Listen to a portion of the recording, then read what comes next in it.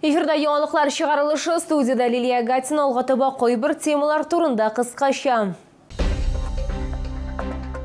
Йоршолда жыллык шилтерлерин гидравлик сынау эшләре башланды. Хәзер эшләр койда алып барыла. Табигать белән бергә йыланнар да уяна. Огылы йыланны ничек кайрырга? Йоршолда жыллык шилтерлерин гидравлик сынау эшләре башланды. Традиция буенча алар этаплап уза.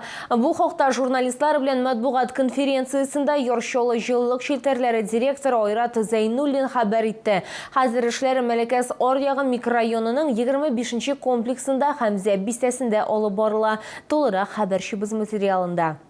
Шолда жыллык шилтерлерин гидравлик сынау 6 этапка бүленә. Яңа шәһәрдә 4, иске өлешендә 2. Норматив срок 14 көн, ләкин кайнар суны еш кына очракта иртәрәк тә бирә башлыйлар. Апрессовканың беренче этабы 13 майдан башланды. Икенчесе 28 майдан старт алачак һәм 10 июньгә кадәр дәвам итә. Ул шәһәрнең яңа өлешенә кагылачак. Для того, чтобы произвести опрессовку, мы практически уже с ночи начинаем охлаждать тепловые сети. Гидравлические испытания могут проводиться только при температуре, когда она опустится до 40 градусов.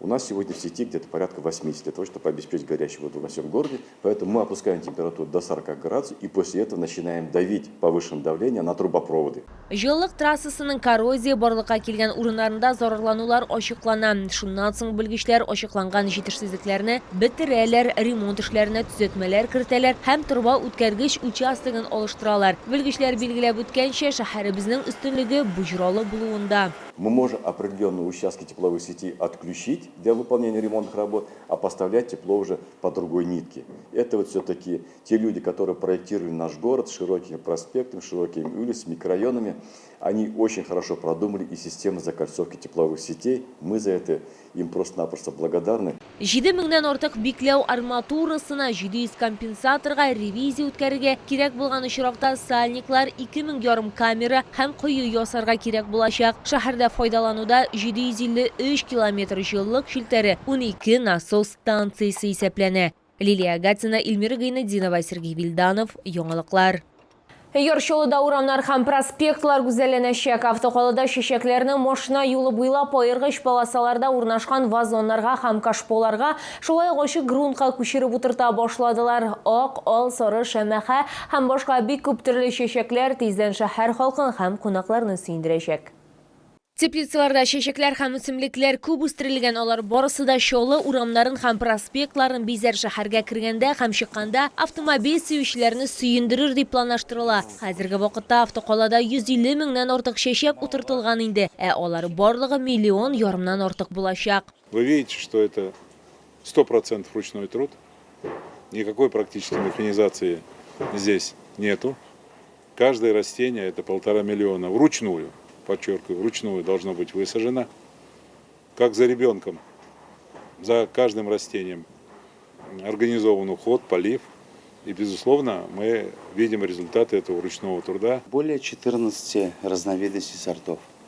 В них ходят ампельные петунии, в них ходят тагетесы, в простонародье их называют бархатцы, цинерариум, бегония, сальвия и другие прочие разновидности, как декоративной капусты и однокомнатных цветов, как герань. 1 июньгә шәһәрне бизәү эшләре төгәлләнер дип планлаштырыла. Быел 1 еллык чәчәкләрне иртәрәк утырта башладылар. 26 чәчәк бакчасы инде әзер. Высаживаем мы в кассеты таким способом с зубочистками. Каждое семя маленькими зубочистками.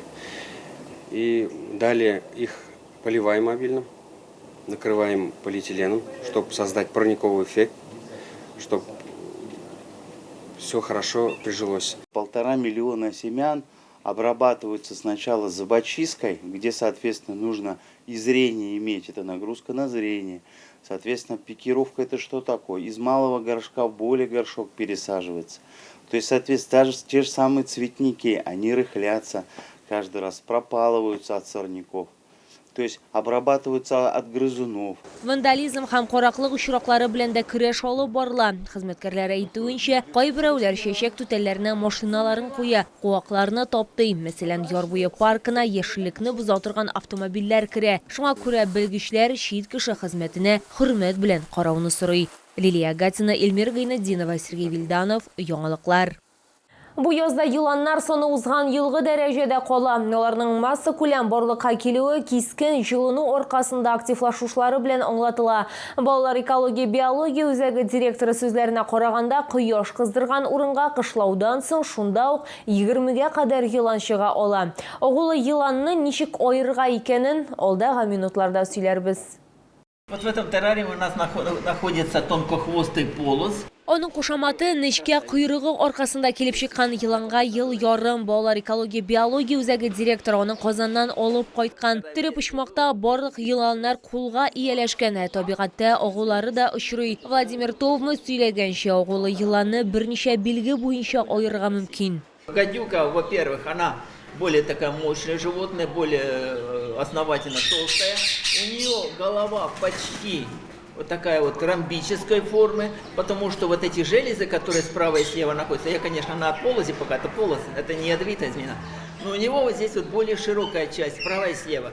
Нәкъ менә анда агулы бизләр урнашкан. Моннан тыш йыланның төсе кара, кайчакта ромбы сыман, аркасы буйлап бара. Ләкин иң төп аерма алар баш очында ике яктан урнашкан аксыл сары, кызгылт сары таплар. Без шаулардан аларның агулы йыланны таныйлармы икәнлеген белергә булдык. Например, гадюка полностью черная, уж имеет желтые пятна на голове. В этом году еще ни разу такого не было, чтобы я встречалась со змеей.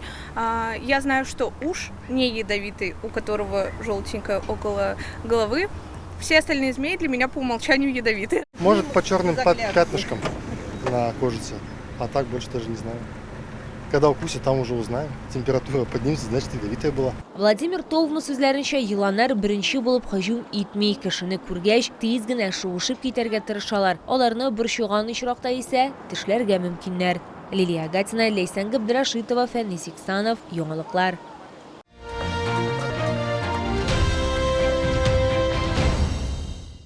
Мөселманнар өчен иң әһәмиятле бәйрәмнәрнең берсе Корбан бәйрәме якынлаша. Быел ул 27 майга туры килә һәм 3 көн дәвам итәчәк.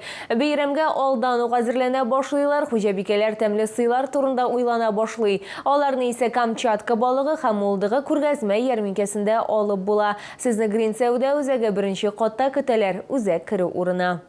Корбан бәйрәме иң көтеп алына торган бәйрәм, шуңа күрә өстәлләрдә милли сыйлар, итле ризыклар була. Ә инде ерак көнчыгыш деликатесларын да өстәсәң, кунаклар да тук булачак, хуҗабикә дә канәгать калачак. Яңа әзерләнгән тәмле һәм файдалы ризыкларны Камчатка балыгы һәм Молдыгы күргәзмә ярминкәсендә алып була. Рыбу очень люблю, стараюсь часто ее покупать, не только по праздникам, но и в обычные дни, потому что она полезная и очень вкусная. Икры взяли, и рыбку взяли. Потому что все-таки на стол поставить хорошая закуска будет и порадовать себя, и детей, и внуков. Рыбы полезные, во-первых, вкусные. Рыбу тоже надо есть. В ассортименте должен быть. Очень вкусные, постоянно берем. Пробуем помаленьку, но часто. Сатып алучыларга кайнар һәм салкын сул белән ысланган балыкның 35 тән артык төрө, Сөләйман балыгы, майлы балык, палтусы, тунец тәкъдим ителә. Бер генә бәйрәмдә кызыл улдыктан башка үтмидер. Аның белән иң гади кабымлыклар да тәмлерәк, өстәл тантаналырак була. Гордость Камчатского края, конечно же, отборная красная икра, зернистая, слабосоленая, шикарная икра. Всем рекомендуем, детишкам, беременным, богата витаминами, микроэлементами. Буквально 1-2 бутербродика, энергии хватит на целый день. Якыннарыгызны һәм туганнарыгызны шатландырыгыз, үзегезне дә ерак көнчыгышның тәмле һәм чын деликатеслары белән сыйлагыз. Камчатка балыгы һәм Молдыгы күргәзмә ярминкәсе Green Сәүдә үзәгендә 16 майга кадәр ачык. Беренче кат үзәк керү урына.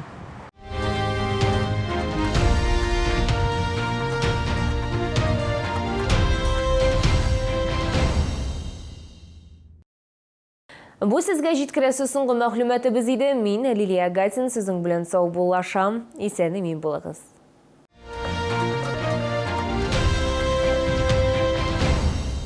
Челны, встречай свежий улов прямо с Камчатки. Королевский лосось, красная икра, масляная. С 11 по 16 мая. ТЦ Грин, центральный вход, остановка Глобус. Межгород поездки или доставка. Качай приложение Тек-Транспорт. Бронируй поездки в режиме онлайн. Однозначно оценишь понятный дизайн. Быстро, комфортно и в любой день. Поездки межгород доступны всем. Звездочка 701. если транспорт необходим.